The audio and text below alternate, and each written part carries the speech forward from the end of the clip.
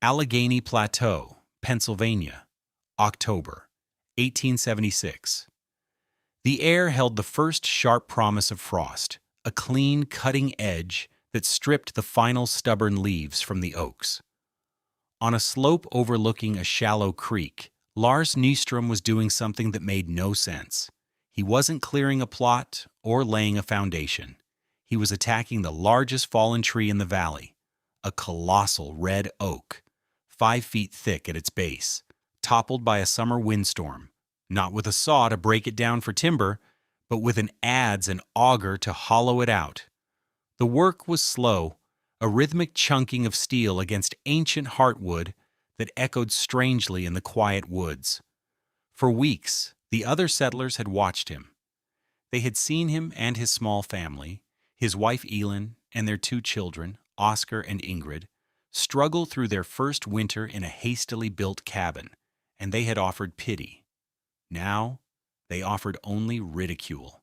Abel Rourke, the best ridge builder in 3 counties, stopped his wagon on the track above Lars's claim. He was a man whose certainty was as solid as the foundations he laid. He spat a stream of tobacco juice that froze almost before it hit the ground. "Still at it, Nyström?" he called down, his voice thick with condescending authority. "You mean to live in that rotting log? It'll be a damp grave come January." With him were Caleb Finch, the sawyer, and Jedediah Stone, a farmer whose hands were permanently curled from a lifetime of work. Finch shook his head, a professional offense taken.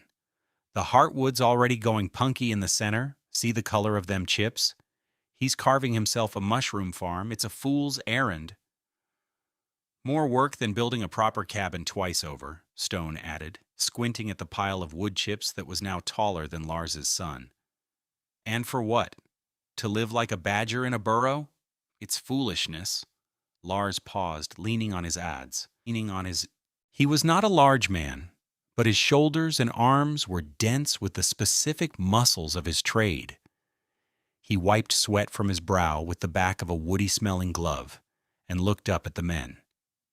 He didn't argue. He didn't defend himself. He simply said, "The wind will not find my children this winter." Rourke laughed, a short, barking sound. "The wind won't have to. The damp and the rot will do the job for it. I wouldn't haul a single board for you to fix that thing, Nyström. It's a death trap." He slapped his reins, and the wagon creaked away, leaving the 3 words to hang in the cold air. Foolish, fools, foolishness. The mockery lasted for the rest of the autumn. The validation would last for a generation. What did this quiet Swedish log scribe understand about the physics of heat and air that these expert American builders, with all their practical frontier experience, had so profoundly missed? If you stay with me, I promise you will learn the fundamental principle that governs why your house is cold, why a wool sweater works, and why the stillest air is the warmest blanket nature ever created. It's a story about a man who didn't fight the cold, but simply built a place where it could not travel. To see more stories of ingenuity against the odds, consider subscribing to this channel. Let us know in the comments, what's the most unconventional solution to a common problem you've ever seen? Lars Nyström was not a carpenter, not in the way the men on the Allegheny Plateau understood the term. He didn't think in terms of posts and beams, studs and siding. He was not a farmer, attuned to the soil and the seasons. He was a scrivari, a log scribe from the dense, wind-scoured forests north of Uppsala in Sweden. His life's work, before coming to America, had been to walk into a forest of ancient pines, select trees with unique and challenging curves, and scribe them to fit together so perfectly that a piece of paper, let alone a breath of wind, could not pass between them. His tools were not just saws and axes, but compass-like scribers with twin steel points, broad-bladed carving axes, and a deep, almost reverent understanding of the grain and soul of a log. He had worked on hunting lodges for barons and great halls for landowners, places where the Baltic gales screamed for 6 months of the year. His trade was not about building walls. It was about defeating wind. He had brought his wife, Elin, and their children, 7-year-old Oscar and 5-year-old Ingrid, to America for the promise of land, a piece of the world that would be entirely their own. They arrived in Pennsylvania with little more than his tools, a chest of linens, and a quiet determination. Their first cabin was built in a hurry as the autumn of 1875 closed in. It was a standard frontier affair, green logs, hastily notched, with gaps chinked with mud and moss. It was, by the local standard, a decent enough shelter. But the local standard was no match for the Allegheny winter. That first year had been a lesson in misery, a long, slow education in the ways heat is stolen from a home. The specific memories were etched into Lars like scars. He remembered the constant, insidious hiss of the wind through 100 unseen chinks in the walls. He remembered waking in the gray pre-dawn light to see their own breath smoking in the air inside the cabin, mingling with the wood smoke from the inefficient fireplace. He remembered the blankets on their beds, crusted with a delicate, beautiful, and terrifying layer of frost grown from their own respiration overnight. Elin was constantly heating stones and wrapping them in cloth to tuck into the children's beds, a battle she could never quite win. The cold was a physical presence, a predator that lived inside the walls with them. Lars had failed. His family was cold, and for a man whose entire identity was tied to creating warm, secure spaces, the failure was a profound shame. He vowed it would not happen again. The problem, as Lars came to understand it, wasn't the cold. The cold was just a state of being. The problem was the wind. The problem was air in motion. The conventional frontier cabin, for all its rugged charm, was a thermal catastrophe. Its failure was built into its very design, and that failure had a name: convection. The settlers of the Allegheny Plateau were masters of brute force against the cold.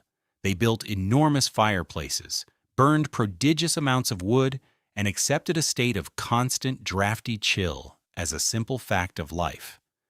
They fought the cold by making a bigger fire. Abel Rourke's cabins were the best in the region. He used seasoned oak, dovetailed the corners with a craftsman's precision, and chinked his walls with a carefully guarded recipe of clay, horsehair, and lime. Yet even in his own home, the laws of physics could not be defied. The moment air is heated, it expands, becomes less dense, and rises. As it rises to the ceiling, it cools, becomes denser, and sinks back down the far walls. This creates a relentless, invisible loop, a current of air. This is convection. Now introduce dozens of tiny, inevitable gaps in the walls. A chink here, a gap in the floorboards there, a poor seal around a window frame. Each one of these is an invitation. The rising warm air creates a slight pressure difference, pulling cold, dense outside air in through the low gaps. This cold air then gets drawn toward the fire, heated, and sent on its journey to the ceiling, pushing more warm air out through the high gaps near the roofline. The cabin becomes a convection engine, a machine designed specifically to draw in the coldest air, heat it, and then exhaust it outside. The family huddles near the fire, roasting on one side and freezing on the other, while the furnace burns through a cord of wood a week, with 90% of that heat going straight up the chimney or being carried out by the drafts. Every flicker of a candle flame was a testament to this moving air, this river of heat loss. Lars watched his neighbors. He saw Jedediah Stone's family living their winter lives within a 10-foot circle of their hearth. He saw the women stuffing rags into window frames, and the men constantly replastering the chinking, fighting a war against 1,000 tiny breaches. They saw the problem as cracks in the wall. Lars saw the problem as the air itself. You couldn't defeat an enemy that was invisible and everywhere. You could only build a container it couldn't move through. And in the heart of that fallen oak, he saw the perfect container. The work began in September. The first task was to clean the log, removing smaller branches and peeling away loose bark. Then, he had to open it up. Using a long two-man saw with Elin on the other end, he cut two parallel lines down the length of the massive trunk, about 3 feet apart. This would be the entrance and the eventual floor. Prying that massive slab of wood and bark out was a week's labor, requiring levers and wedges and every ounce of their strength. With the belly of the great tree opened, the real work began, hollowing it out. He started with his biggest auger, drilling a series of deep, overlapping holes into the heartwood. Then he switched to the adze, a curved, axe-like tool. Standing inside the log, he chopped downwards, splitting out the drilled sections. The rhythm was hypnotic. Drill, chop, clear. Drill, chop, clear. The pile of red-brown chips grew into a small mountain. Oscar and Ingrid played on it, oblivious to the mockery of the passing wagons. The men who laughed at him saw a man digging a hole in a log. They didn't see the precision. Lars wasn't just removing wood, he was sculpting a space. He followed the grain, leaving the walls thick and uniform, about 1.5 feet of solid oak on all sides. He was careful to work around a section where the heartwood was, as Caleb Finch had noted, a bit punky. He didn't see it as rot. He saw it as nature having started the hollowing process for him. He cleaned it out, exposing the sound, lighter-colored sapwood. As the hollow grew, Abel Rourke made another visit. He stood with his arms crossed, a look of grim satisfaction on his face. "That's a rotting log trap, Nyström," he declared, his voice carrying the weight of community consensus. "The damp from the ground will wick right up into it. It'll never be dry. You and your family will be coughing your lungs out by Christmas."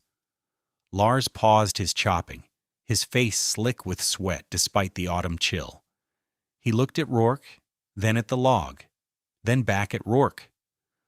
"The ground will not touch the inside," he said, and turned back to his work.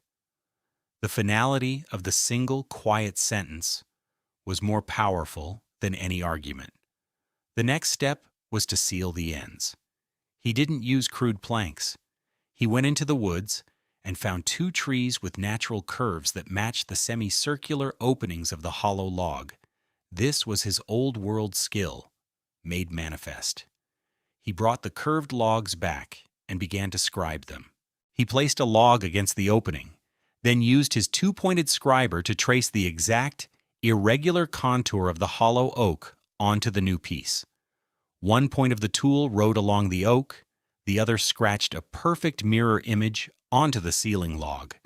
Then, with a carving axe, he meticulously hewed to the line, creating a joint so precise that when he hammered the piece into place, it was nearly seamless. He did this for both ends, leaving a small framed opening in one for a door and in the other for a tiny window. The final, critical step was insulation. He rolled the massive, hollowed trunk onto a bed of flat stones, lifting it a few inches off the ground to create a capillary break, preventing the ground moisture Rourke was so worried about from wicking up. Then he and Elin packed the space underneath with a dense mixture of clay and moss. Along the top, where the cutout section would be replaced to form the roof, he laid down a thick layer of dried moss before carefully lowering the great slab back into place. Finally, using earth dug from the hillside, they banked the soil high up against the sides of the log, covering it almost completely, leaving only the scribed ends and the roof exposed. Elin stood back, her hands on her hips, looking at the result. It barely looked like a home. It was a mound of earth, a part of the hill itself with 2 strange wooden faces. "It looks like a sleeping beast, Lars," she said, her voice a mix of wonder and worry, "but I pray it sleeps warmly." Inside, the space was small, a long, curved tunnel about 20 feet long and 6 feet wide. The air was cool and still, and it smelled of fresh-cut oak and damp earth. It was a cave. It was a burrow. It was, Lars believed, the answer. To understand why Lars Nyström was right and Abel Rourke was wrong, you have to understand the primary way a house loses heat.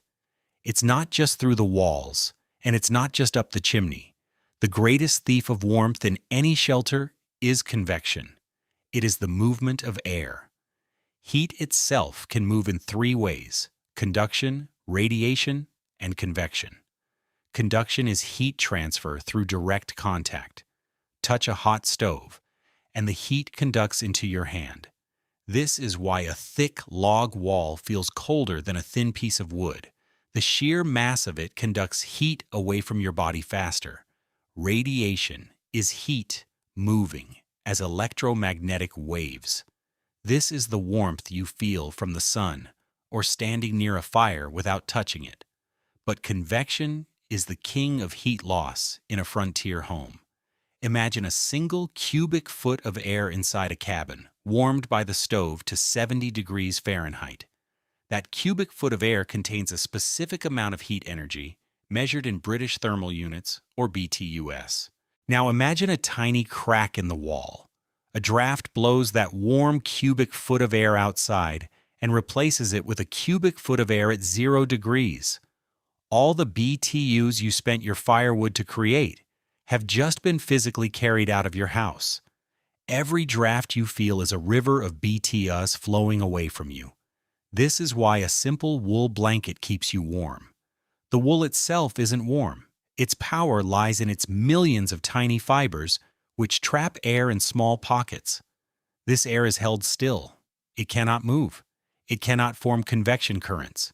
This trapped, still air is one of the best insulators on the planet. Your body heat warms that trapped air, and because it can't move, it stays next to you, a buffer against the colder air outside the blanket. Lars Nyström's hollow log was not a house. It was a giant wooden blanket.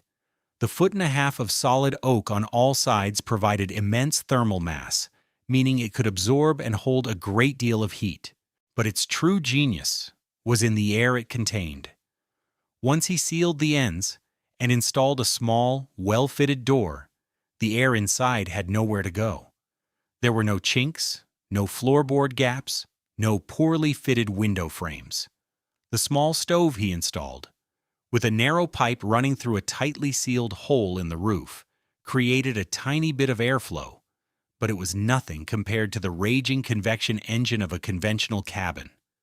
When he lit a fire, the air inside would warm up, but unlike in Rourke's cabin, it wouldn't immediately start a massive, swirling loop that pulled in cold from the outside. The air would warm, and then it would simply stay warm. It became the insulator. Lars had created a nearly perfect convection trap. The packed earth on the sides and the thick wood of the log itself would stop the wind from touching the structure, preventing conductive heat loss to the moving outside air. He had defeated the wind by making the air inside his prisoner. He wasn't just living in a log, he was living inside an insulator. That winter, the cold did not creep in. It descended like a judgment. In early January, a mass of Arctic air slid down from Canada and settled over the Allegheny Plateau. For 14 consecutive nights, the temperature dropped below -10 degrees Fahrenheit. A relentless, cutting wind came with it, a wind that scoured the ridges and found every weakness in every structure built by man. It was a killer cold, the kind that claimed livestock and tested the very will to survive. Smoke from the chimneys of the settlement's cabins didn't rise. It was ripped from the flue and torn apart horizontally, vanishing instantly into the gray, churning sky. Inside the Stone family's cabin, life had shrunk to a desperate circle around the hearth. They burned wood constantly, a roaring fire that seemed to offer no warmth beyond arm's length. The wind moaned through the walls, an ever-present reminder of their vulnerability. They slept in their coats, huddled together for warmth. In Abel Rourke's home, the finest built cabin in the area, The fight was just as desperate. Rourke, proud and stubborn, refused to admit defeat, but he spent his days stuffing more rags around his window frames and his nights feeding log after log into his great stone fireplace. The windows were opaque, covered in a thick, feathery layer of frost that grew from the moisture of their own breath freezing on the inside of the glass.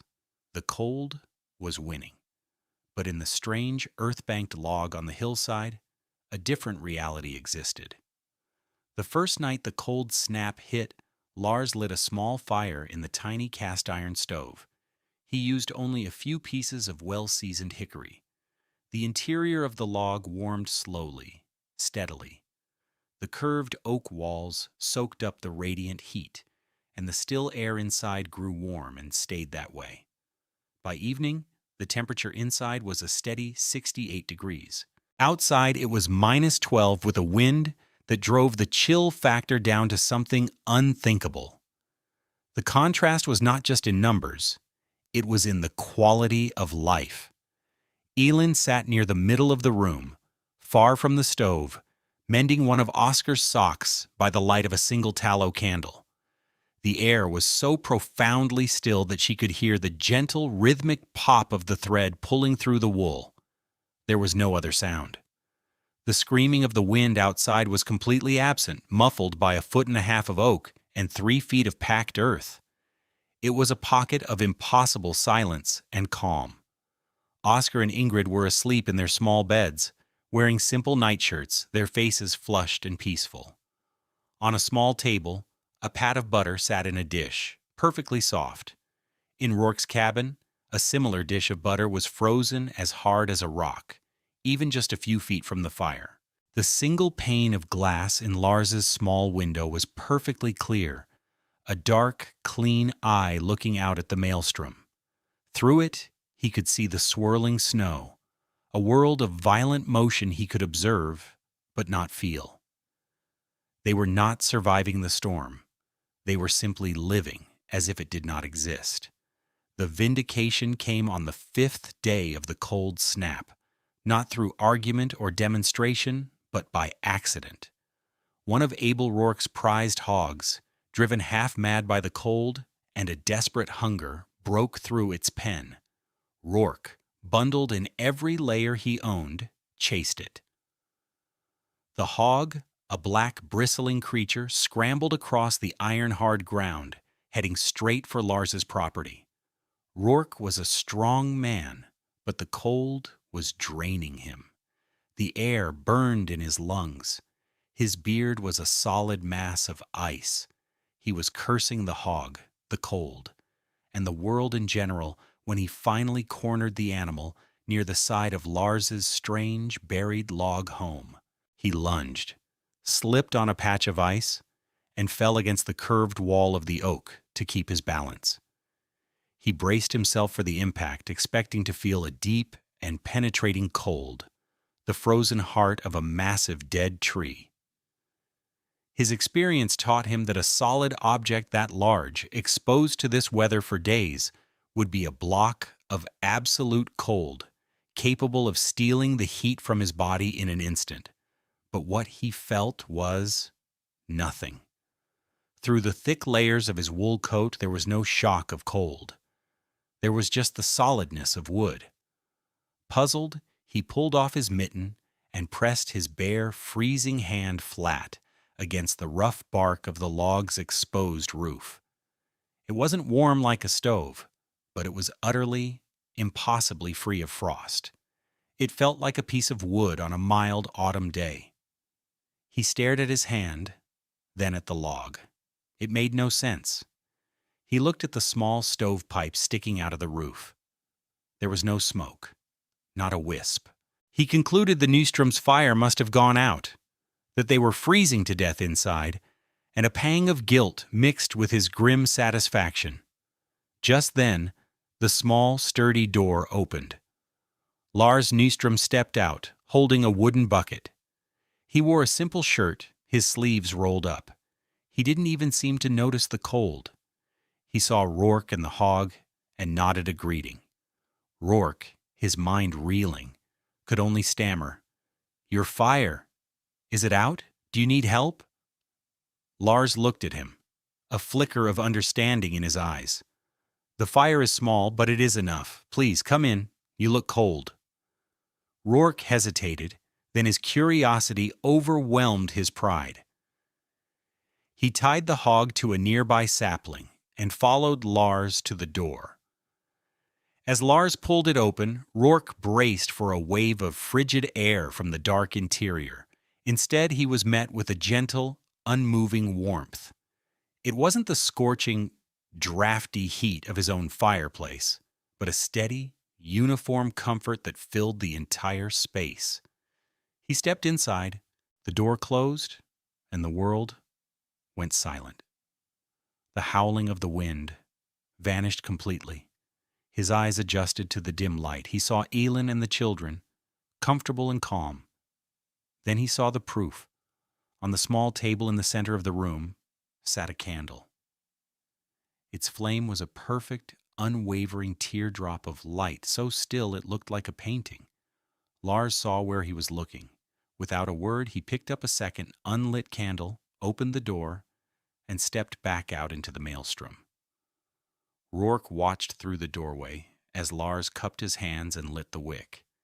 The instant the flame caught, the wind seized it, ripping it sideways into a frantic, sputtering flag of light. It lasted less than 3 seconds before it was extinguished. Lars came back inside, closing the door on the roaring wind. He placed the unlit candle back on the table. Beside it, the other flame continued its placid, perfect burn.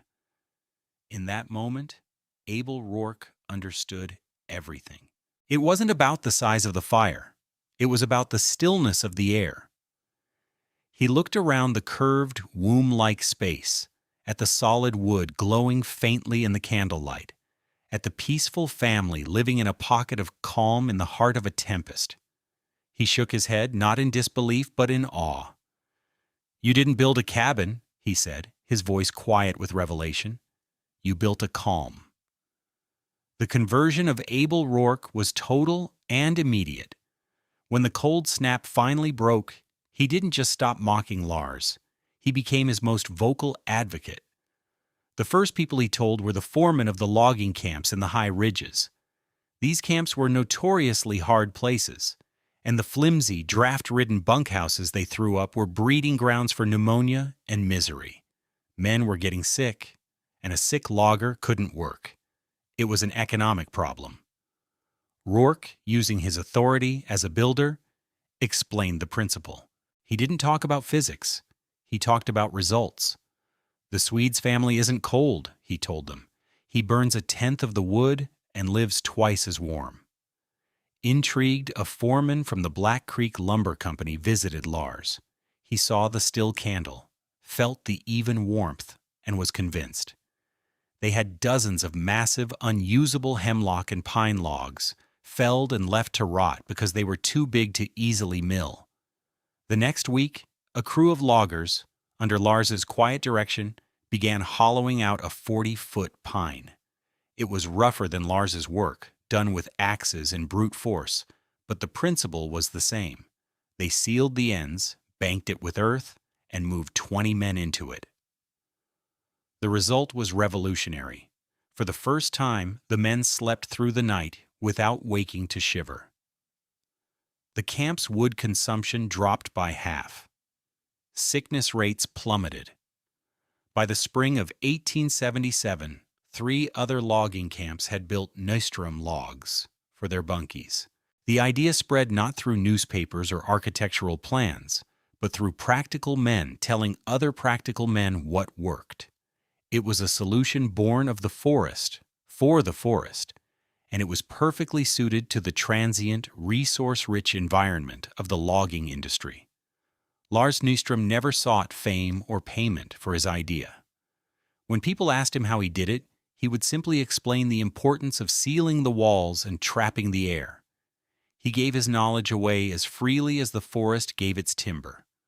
What Lars had stumbled upon, through the lens of his ancient trade, was a principle that modern building science would not formalize for another century.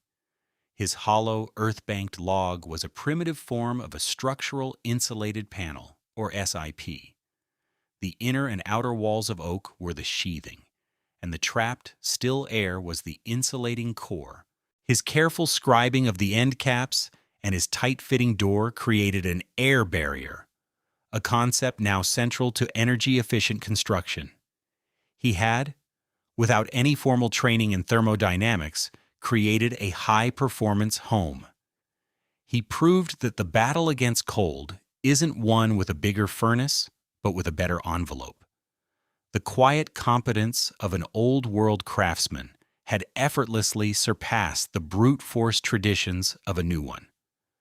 There is a simple truth at the heart of this story, a lesson written in oak and candle flame. Heat stays where wind finds no path. This is true for a house, and it is true for a life. The harshest forces are often not the direct blasts of crisis, but the small, persistent drafts of doubt, criticism, and convention. They are the tiny gaps in our conviction that drain our warmth and energy over time, leaving us chilled and fighting to feed a fire that can never burn hot enough. Lars Nyström didn't argue with the mockers. He didn't try to shout down the wind. He simply picked up his tools and built a space where the wind had no purchase. He sealed the gaps. He understood that resilience is not always about strength, but about integrity, the quality of being whole, without cracks for the cold to seep through. He built a shelter for his family, but he also provided a model for a different kind of wisdom, one that doesn't fight the storm, but simply makes itself impermeable to it, creating a small, warm, and quiet place of its own, a calm. Thank you for joining us for this story of frontier ingenuity. If you found the principles of thermal science and the triumph of practical wisdom as fascinating as we do, please consider liking this video and subscribing for more content. Every subscription helps us to unearth and share these remarkable histories. We'd love to hear your thoughts in the comments below. Disclaimer: this video presents historically inspired reconstructions for educational and storytelling purposes. The characters, names, and specific events depicted are fictionalized, but the building techniques and scientific principles are based on real historical practices. The application of any building methods today should be done in accordance with modern building codes, safety guidelines, and professional consultation. This content does not constitute professional, technical, or legal advice.